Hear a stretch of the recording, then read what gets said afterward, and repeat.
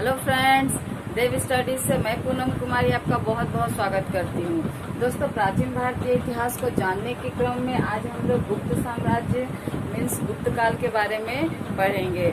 इस सीरीज का यह पहला वीडियो है। क्योंकि यह बहुत इम्पोर्टेंट चैप्टर है, इससे संबंधित बहुत सारे प्रश्न बहुत से एग्जाम्स में पूछे जाते हैं। जैसे इसके विभिन्न शासक, उनकी आर्थिक, सामाजिक, राजनीतिक, प्रशासनिक नीतियाँ, इसके स्थापत्य, इससे संबंधित मुद्राओं से संबंधित प्रश्न भी पूछे जाते हैं। तो चूंकि यह एग्जाम्स के दृष्टिकोण से बहुत इम्पोर्टेंट चैप्टर है, इसको हम लोग बहुत डीपली अध्ययन करेंगे इस चैप्टर को, और इसके कई वीडियो यानी इस चैप्टर से रिलेटेड कई वीडियो अपलोड किए जाएंगे। तो यह इस चैप्टर का पहला वीडियो है। दोस्तों, गुप्त साम्राज्य के बारे में पढ़ने से पहले, जानने से पहले हम लोग इसकी पृष्ठभूमि के बारे में कुछ जानने का प्रयास करते हैं। तो दोस्तों, हमने पिछले वीडियोज में देखा था कि मौर्य साम्राज्य के पतन के बाद जो है वह भारत है वह छोटे छोटे रियासतों में, छोटे छोटे राज्यों में बढ़ जाता है, जिसमें कुछ देसी राज्य भी होते हैं और कुछ विदेशी आक्रमणकारी भी अपने स्थायित्व का, अपने साम्राज्य विस्तार का भारत में प्रयास करते हैं। जिसमें देसी राज्यों में हमने देखा था कि जो शुंग वंश, कन्नव वंश, सातवाहन वंश और चेदी वंश में देखा था। वहीं जो इसके विदेशी आक्रमणकारी यानी विदेशी राज्यों में हमने देखा था कि हिंदी वन, शक, सातवाहन और जो कुषाण आदि शासक प्रमुख वंश हुए जो इस भारत पर अपने स्थायित्व, अपने साम्राज्य विस्तार का प्रयास करते हैं। उसमें हमने देखा था कि जो देसी राज्य है, उन देसी राज्यों में जो है इसका जो सबसे जो प्रभावी राज्य था, वंश था, वो सातवाहन वंश था। वहीं जो हमने विदेशी शासकों में देखा था कि कुषाण जो थे, जो कुषाण वंश के शासक थे यानी कुषाण लोग, वे सबसे ज्यादा अपने साम्राज्य विस्तार का भारत में विस्तार कर पाए थे। तो कुल मिलाकर हमने देखा था कि उत्तर भारत में जो है वह कुषाण वंश का शासन रहता है और जो दक्षिण भारत में है वह सातवाहनों का शासन समानांतर काल में चलता है। किंतु धीरे धीरे क्या होता है, कुषाण और सातवाहन वंश का पतन होने लगता है और इनके पतन के पश्चात यानी कुषाण और सातवाहन के पतन के पश्चात जो है एक नए वंश की स्थापना पड़ती है, एक नए वंश की नींव पड़ती है, एक नया वंश अस्तित्व में आता है जो गुप्त वंश के नाम से जाना जाता है। तो आज हम लोग इसी गुप्त साम्राज्य, गुप्त वंश के बारे में जानने का प्रयास करेंगे। तो दोस्तों, हम सबसे पहले गुप्त वंश में, गुप्त साम्राज्य में जो है सबसे पहले गुप्तों की उत्पत्ति के बारे में जानने का प्रयास करेंगे। तो जैसे हम लोगों ने मौर्य वंश में, मौर्य साम्राज्य में मौर्यों की उत्पत्ति के बारे में जाना था, तो उसी प्रकार हम लोग गुप्तों की उत्पत्ति के बारे में भी जानने का प्रयास करेंगे। दोस्तों, मौर्य की उत्पत्ति के समय, मौर्य वाले वीडियो में हमने देखा था कि इसकी उत्पत्ति के संबंध में भी जो विभिन्न विद्वान हैं उनके मत एक नहीं है, यानी कि मतों में विभिन्नता है। तो उसी प्रकार जो है इस गुप्तों की उत्पत्ति के संबंध में भी विद्वानों के मत एक नहीं है। किन्हीं ने इन्हें ब्राह्मण वर्ग का माना है, किन्हीं ने इन्हें क्षत्रिय, किन्हीं ने इन्हें वैश्य और किन्हीं इतिहासकार के द्वारा इन्हें शूद्र जाति का बताया गया। दोस्तों, हम लोग वैदिक सभ्यता से देखते आ रहे हैं कि जो वर्ण व्यवस्था वो 4 वर्गों में विभाजित थी, यानी कि ब्राह्मण, क्षत्रिय, वैश्य और शूद्र। ये ब्राह्मण, क्षत्रिय, वैश्य और शूद्र वर्ण व्यवस्था हम लोग वैदिक काल से देखते आ रहे हैं। ये हमने मौर्य काल में भी देखा था और यही वर्ण व्यवस्था गुप्त काल तक भी चली आ रही थी। तो इस वर्ण व्यवस्था के अनुसार ही है जो गुप्तों की भी उत्पत्ति के संबंध में अलग अलग इतिहासकारों के अलग अलग मत दिए हैं। तो इनमें जो इनके ब्राह्मण होने के संबंध में जो मत है, उन मत में राम चौधरी, राम गोपाल गोयल, ये जो इतिहासकार है, इनके अनुसार है कि इन्होंने इन्हें ब्राह्मण कुल का, ब्राह्मण वर्ण का माना है। कि जो क्षत्रिय कुल की अगर बात करें, यानी इनकी क्षत्रियों से उत्पत्ति के बारे में अगर हम लोग बात करते हैं, तो आरसी मजूमदार और जो चट्टोपाध्याय है, ये जो इतिहासकार है, इनके अनुसार जो है इन्होंने है ये गुप्तों की उत्पत्ति यानी इन्हें क्षत्रिय कुल, क्षत्रिय वंश का माना है। वहीं जो अगर वैश्य से इनकी उत्पत्ति के बारे में बात कर रहे हैं तो एलन और SK आयंगर, रोमिला थापर और राम शरण शर्मा जो है, ये सभी इतिहासकार जो है, इनका मानना है कि ये जो गुप्त है, ये गुप्त वैश्य जाति के, वैश्य वर्ण के, वैश्य वंश के थे। तो सबसे ज्यादा जो इतिहासकारों में मतों में समानता देखने को मिलती है तो ये वैश्य वर्ग के विषय में ही माना जाता है, यानी इनकी उत्पत्ति जो है वैश्यों से हुई है। इसके बारे में ज्यादा इतिहासकारों के मत समान है। वहीं अगर शूद्रों से इनकी उत्पत्ति के बारे में बात करें तो शूद्रों से इनकी उत्पत्ति के संबंध में जो काशी प्रसाद जायसवाल है, एक महान इतिहासकार है, इनके अनुसार इन्होंने सिर्फ इन्हें शूद्रों से उत्पत्ति यानी शूद्र कुल के इन्हें माना है। तो ये कुल मिलाकर गुप्तों की उत्पत्ति से संबंधित विभिन्न इतिहासकारों के विभिन्न मत है, जिनमें हम लोग देख रहे हैं कि बहुत सी असमानता है। यानी कि कुल मिलाकर अगर देखें तो जो वैश्य वर्ण है, वैश्यों से जो इनकी उत्पत्ति है, इसमें ज्यादा विद्वानों का मत देखा जा रहा है। तो किंतु फिर भी जो है ब्राह्मण, क्षत्रिय, वैश्य, शूद्र, ये 4 वर्णों में विभिन्न इतिहासकारों ने इनको बांटा है। आगे इनकी जानकारी के स्रोत के बारे में हम लोग जानने का प्रयास करते हैं। तो दोस्तों, इनकी जानकारी यानी गुप्तों की जानकारी के संबंध में जिस प्रकार हमने मौर्यों की जानकारी के संबंध में विभिन्न स्रोत देखे थे, उसी प्रकार जो है गुप्तों की जानकारी के संबंध में भी विभिन्न स्रोत हैं, जिनमें साहित्यिक स्रोत भी है, अभिलेखीय स्रोत भी है, विदेशी यात्रा यानी विदेशी यात्राएं जो विदेशी नागरिकों के द्वारा किया गया था उससे संबंधित भी प्रमाण है। वहीं जो सिक्के हैं और जो स्थापत्य कला है, इन सब से जो है कुल मिलाकर के इसी की जानकारी के स्रोत मिलते हैं। मीन्स इस वंश के शासकों से संबंधित जानकारी, उनकी प्रशासनिक, राजनीतिक, सामाजिक, धार्मिक अवस्थाएं, नीतियां आदि जो है, सांस्कृतिक व्यवस्थाएं, इन सब चीजों की जानकारी हमें इन सब साहित्यिक स्रोतों, अभिलेखीय स्रोतों, विदेशी यात्री एवं सिक्का एवं स्थापत्य कला आदि से प्राप्त होता है। अभी इन जानकारी के स्रोतों में सबसे पहले हम लोग साहित्यिक स्रोतों के बारे में बात करते हैं। तो साहित्यिक स्रोत में दोस्तों जो है वायु पुराण, मत्स्य पुराण और विष्णु पुराण जो है, इन सभी में जो है जो गुप्त वंश के जो आरंभिक शासक रहे, जिसमें श्रीगुप्त, घटोत्कच गुप्त और चंद्रगुप्त प्रथम, इन तीनों के बारे में इन वायु पुराण, मत्स्य पुराण और विष्णु पुराण में इन तीनों स्टार्टिंग के जो शासक है उनके बारे में जानकारी मिलती है। वहीं जो स्मृति ग्रंथ है, जिसमें नारद स्मृति, बृहस्पति स्मृति आदि में जो है, इसमें भी जो है गुप्त वंश के शासकों के बारे में जानकारी मिलती है। इसके अलावा कुछ बौद्ध धर्म ग्रंथ है, जिसमें आर्य मंजू, श्री मूलकल्प और चंद्रगर्भ परिवृक्ष पुस्तक है, ग्रंथ है बौद्ध धर्म से संबंधित। इसमें भी जो इस गुप्त वंश के शासकों की से संबंधित यानी इनकी सामाजिक, राजनीतिक, आर्थिक अवस्थाओं से संबंधित जानकारी मिलती है। जो देवी चंद्र गुप्तम है, इसमें भी इस पुस्तक से भी, इस साहित्य से भी इस वंश की हमें जानकारी मिलती है।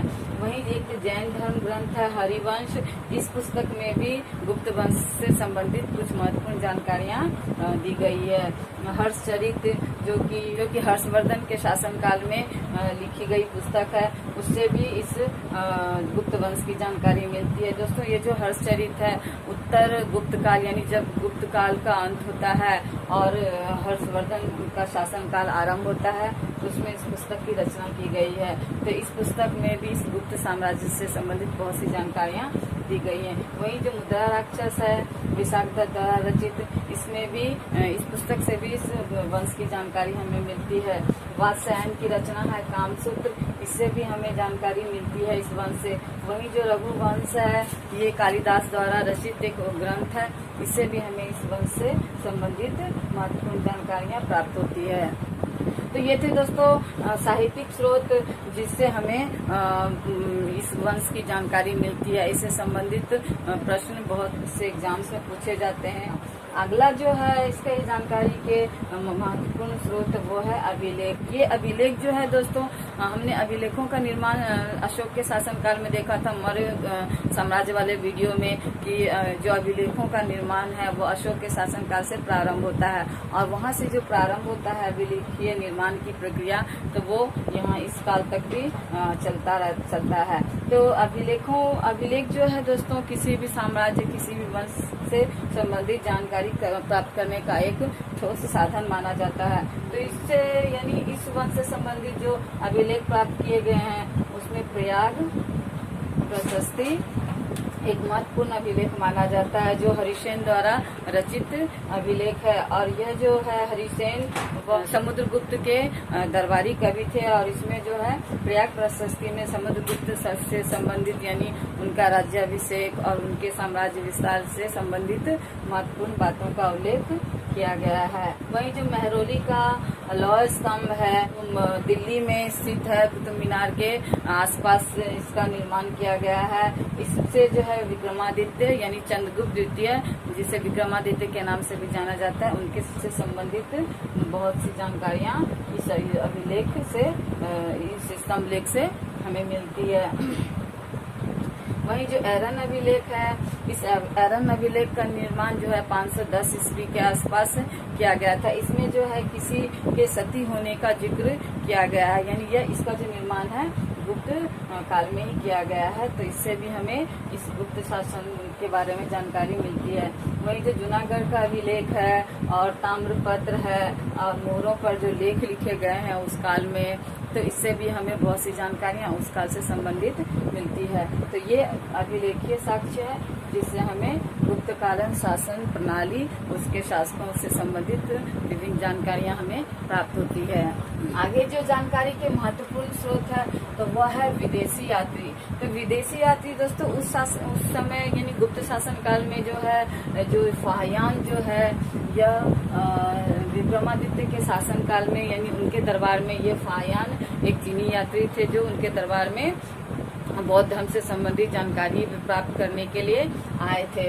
और इन्होंने एक पुस्तक की रचना की, यानी ये जो भारत में आए बौद्ध धर्म से संबंधित जो इनको जानकारी मिला, जानकारी ग्रहण के पीरियड में जो भारत में रहे, यहाँ की सामाजिक, आर्थिक, राजनीतिक, धार्मिक और सांस्कृतिक व्यवस्था को जो उन्होंने देखा, जो उन्होंने महसूस किया, उन सब से संबंधित जो जानकारी है उन्होंने अपनी पुस्तक फोक्योकी में लिखी है। तो यानी इस पुस्तक से भी हमें यानी फाहियान जो चीनी यात्री थे इससे संबंधित जो पुस्तक है फोक्योकी, इससे भी संबंधित हमें इस वंश से संबंधित जानकारी हमें प्राप्त होती है। वही जो हेनसांग है यह हर्षवर्धन के शासन काल में आती है। इनके द्वारा भी एक रचना की गई है, यानी इन्होंने जो इस समाज में, भारत में उस समय की जो सामाजिक, आर्थिक, प्रशासनिक अवस्थाएं जो उन्होंने महसूस किया, उन्होंने भी एक पुस्तक की रचना की जो सियोकी के नाम से जानी जाती है। तो उससे भी हमें इस वंश से संबंधित, इस साम्राज्य से संबंधित, इसके शासकों से संबंधित विभिन्न जानकारियां हमें प्राप्त होती है। अब इसके जानकारी के स्रोत में अगला जो चरण है वो है सिक्का। ये दोस्तों ये जो सिक्के होते हैं, ये सिक्के किसी भी राष्ट्र, किसी भी समाज, किसी भी साम्राज्य के से संबंधित जानकारी प्राप्त करने का एक बहुत ही महत्वपूर्ण और ठोस आधार माना जाता है। क्योंकि जो सिक्के हैं, सिक्के से हम संबंधित, सिक्कों से हमें किसी साम्राज्य की आर्थिक स्थिति का पता चलता है, कला की स्थिति का पता चलता है। वहीं जो हमें इस सिक्कों से है वह विदेशी व्यापार का भी पता चलता है। जैसे मान लीजिए कि सिक्का अगर बहुत अधिक मात्रा में जारी किया गया है तो हम ये अंदाजा लगा सकते हैं कि वहाँ की आर्थिक स्थिति अच्छी है।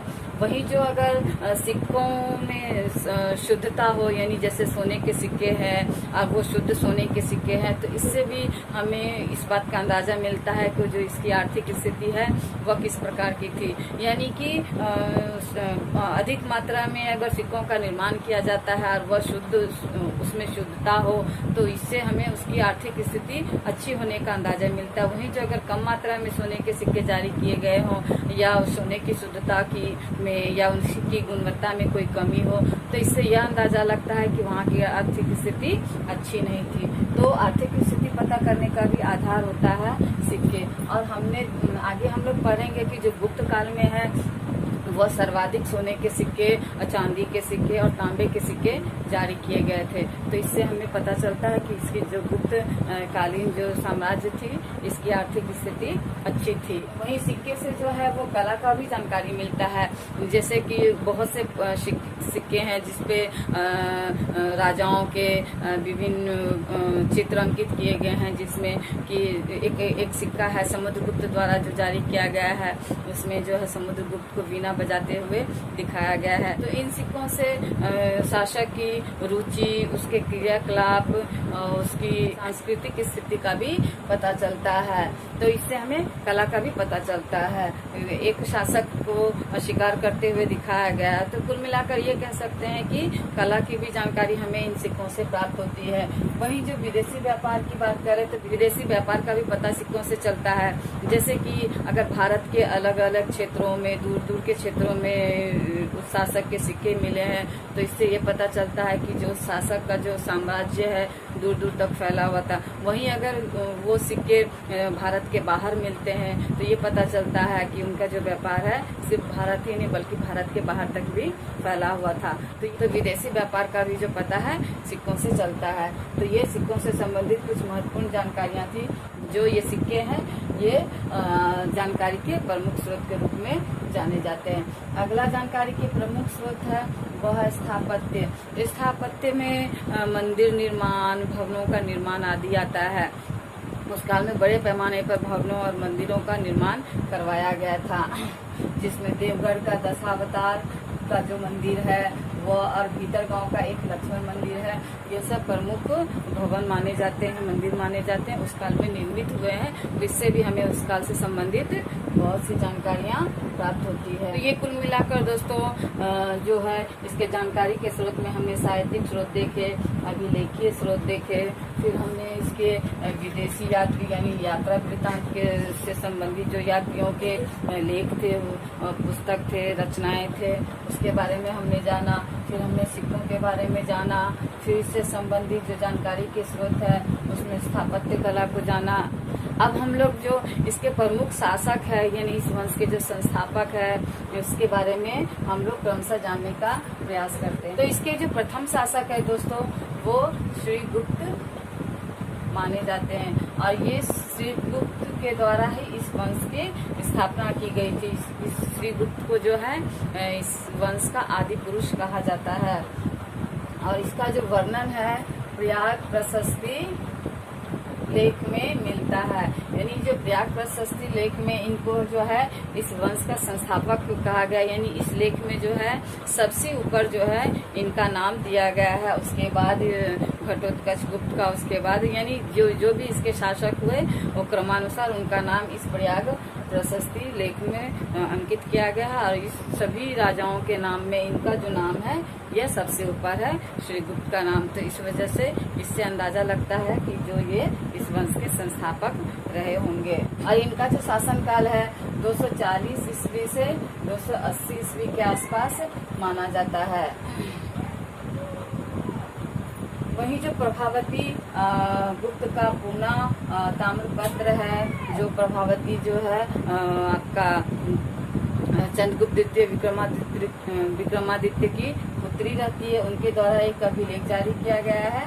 उस अभिलेख से भी जो है इस श्रीगुप्त की जानकारी मिलती है। और ये जो है दोस्तों ये जो श्रीगुप्त है इसका जो गोत्र है ये धरन गोत्र के बताए जाते हैं, यानी इनका जो गोत्र है धरन गोत्र रहता है। और इन्होंने जो है उपाधि धारण की थी, जो महाराज की उपाधि धारण की इन्होंने, यानी उस काल में जो है राजा अपने सम्मान अपने प्रतिष्ठा में वृद्धि के लिए कई उपाधियां धारण करते थे। तो ये जो महाराज की उपाधि श्रीगुप्त ने धारण की थी। दोस्तों ये श्रीगुप्त जो है ये बहुत छोटी से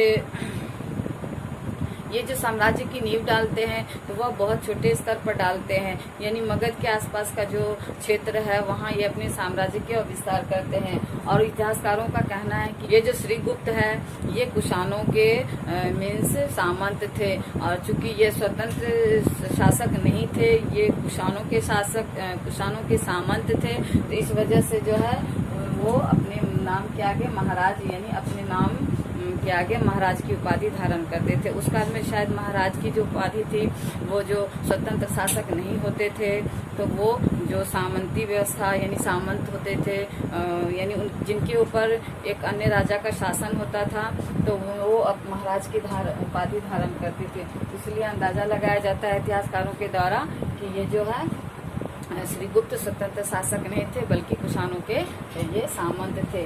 अब अगला जो इस वंश का शासक होता है वो घटोत्कच गुप्त होता है, और इनका जो शासन है 280 से 319 AD माना जाता है। दोस्तों ये जो श्री गुप्त है इसका शासन काल 240 से 280 ईस्वी माना जाता है, और जो उसका पुत्र और इस वंश का अगला जो शासक रहता है उस घटोत्कच, उसकी जो शासन काल है वो 380 से 319 ईस्वी माना जाता है, और इसने भी महाराज की उपाधि धारण की थी। अर्थात ये भी जो है स्वतंत्र शासक नहीं थे, बल्कि यह भी किसी अन्य सम्राट के अंदर थे, यानी इनके ऊपर भी एक अन्य शासक शासन करते थे। इनके बारे में जो जानकारी वो पुनः ऋद्धिपूर ताम्रपत्र से मिलता है। पुनः जो ताम्रपत्र है ये प्रभावती गुप्त का पुनः ताम्रपत्र से और ऋद्धिपूर ताम्रपत्र से है जो है ये घटोत्कच गुप्त के बारे में जानकारी हमें मिलती है। दोस्तों जो ये घटोत्कच गुप्त है और जो ये श्रीगुप्त है, और जो इसके जो तृतीय शासक होते हैं चंद्रगुप्त प्रथम, जिनके बारे में हम लोग अगले वीडियो में जानेंगे, इन तीनों के द्वारा किसी भी अभिलेख का निर्माण नहीं करवाया गया था। यानी कि इनके द्वारा जो है व्यक्तिगत अभिलेख का निर्माण नहीं करवाया गया था। इनके बारे में जो जानकारी है, जो हमने ये साक्ष्य पढ़े थे, जानकारी के स्रोत पढ़े थे, इनके द्वारा ही हमें इन घटोत्कच और श्रीगुप्त और जो चंद्रगुप्त प्रथम है इनके बारे में हमें जानकारी मिलती है।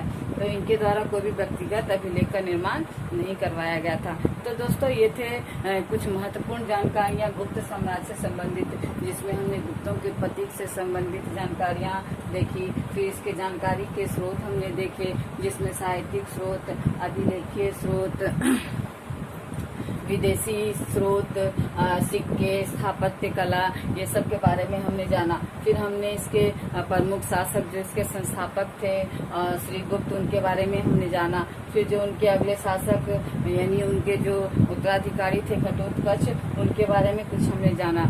अगले वीडियो में हम लोग चंद्रगुप्त प्रथम और इसके जो अगले शासक है, जो एग्जाम्स के दृष्टिकोण से महत्वपूर्ण है, उनके बारे में हम लोग जानने का प्रयास करेंगे। तब तक के लिए